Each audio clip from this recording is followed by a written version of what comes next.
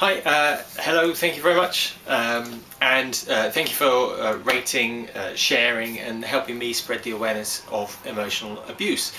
This one today is on younger victims of emotional abuse. I'm getting more and more younger people, so minors in America, or younger people coming towards me, speaking to me, that are still living with their parents, but are just realizing that something's wrong, that it's actually not them, which is a fantastic thing to realize so young.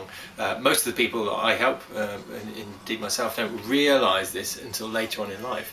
Doesn't make it any easier necessarily, but it's much better to realize it the sooner you can, because then you have not so much to undo, as it were, in your head, in negative self-belief patterns that kind of dig holes for yourself through your life. So on one hand, I'm amazed. It's wonderful that younger people are starting to become more aware earlier on, and I guess the internet helps. There's so much information accessible to us. If it doesn't grab your attention, just onto the next one, onto the next one, onto the next one. Do YouTube searches. There's so much out there that you can just cast your net out there, and more people are finding me. So I'm getting. Well, it's an interesting challenge because the way that I can help is through the free videos, the resources, answer comments, answer emails, but I can only do so much of that. Then I have a paid resource of, or service rather, of doing this free Skype not free, whoops, the Skype coaching sessions for a cost. Those are fine for adults that are maybe able to afford that, but for younger people where they don't have that dispensable income, that's not really a solution. So I'm rethinking what I could do there. The solution isn't there yet, but in terms of Skyping, it's often not an option. So I just want to draw some similarities between the situation and the advice that I give for young people living and stuck with their parents, experiencing and realizing they're in an emotionally abusive situation, and kind of everybody else that I deal with. It's very much the same. Controlling situation, parents are controlling. You get that in abusive, I was going to say marriage, but partnership, abusive partnership, you get exactly the same.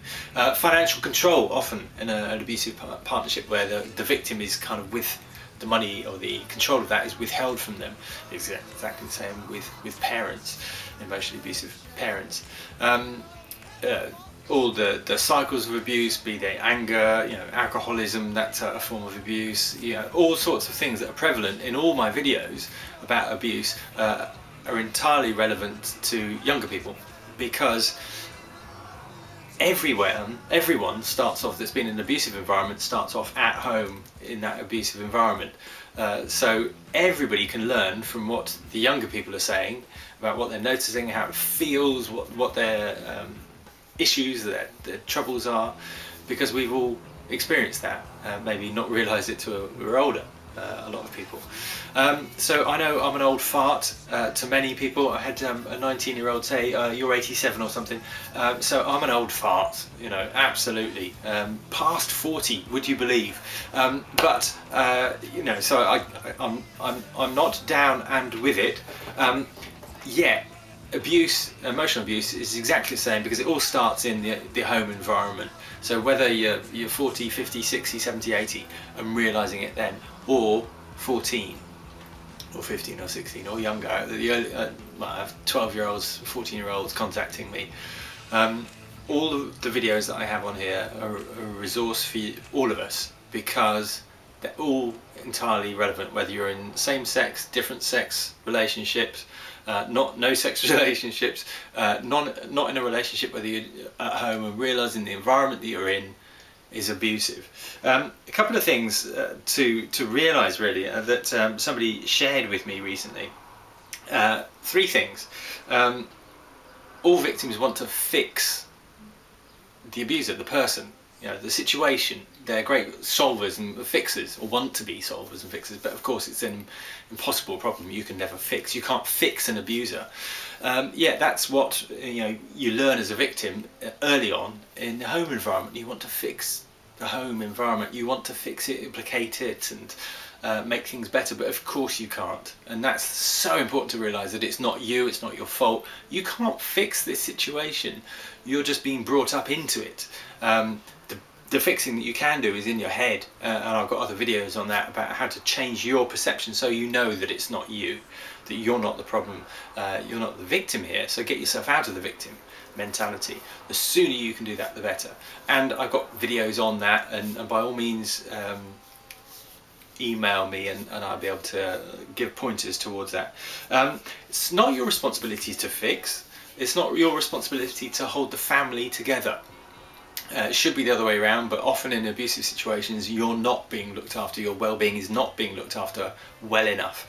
So you have to take on that responsibility yourself, which is shame, but that's the way it is. But you're not there, it's not your responsibility to fix other people, to solve and to take responsibility for the family unit. You can't do that, that's impossible. You're hiding to nothing and you can't, you must let go of that. And again, that's so difficult, because you've just been brought up to do that naturally. And the last one is that it's not your responsibility, yet you have a lot of responsibility. You have your thing, America's Got Talent, Britain's Got Talent, they've got those big buzzers, those ones, those big red buttons. Effectively, you've got your finger, your hands hovering over that button. You have a lot of responsibility, because you can go to the child support services, you can go and whistleblow and say, look, I'm being physically abused, I'm being sexually abused, and you can break that family apart. You have that power to do that. And of course you don't want to do that, you don't want to threaten that, you don't want to, you have a lot of responsibility. And there's a paradox there. You want to fix it, you don't want to break it, so you keep storming, you hold back from breaking it by not preserving yourself, by preserving the falsity of the situation. It's such a difficult situation, such a difficult call, and of course I can't say press the button, get studies have shown that oh gosh, at the turn of the 19th century kids were going to dangerous situations and losing their lives at the hands of their abusive parents, even though they were put into a care situation where they were safe at least and fed, and they were being nurtured, but even so they'd still go back to the parents. It's the biggest draw. It's just, so it's a real paradox for you. And, you can't just get out. It's not easy for adults to get out, but for people that are still under the age of being able to get out and get a job and get their own house, it's a real difficult situation. So you have that power and responsibility, so you can and you should, if you're in danger, I think, protect yourself and get yourself out there. But equally there's ways of maintaining a middle ground, so that you're not undoing yourself and thinking that you're the problem and you've got to fix everything, and you're taking the burden and responsibility where it's not yours to take. I don't know if that made any sense at all, but there's a real paradox of stuff going on, issues going on. It's really difficult. So do email me. I think all the videos are relevant for any abuse, regardless of what type of abuse it is. What type of relationship you're in, but about emotional abuse, because it's prevalent across all sorts of relationships, work relationships as well. I hope that's useful. Do give me comments, do email me, and do share and help spread the awareness of emotional abuse. Thank you very much.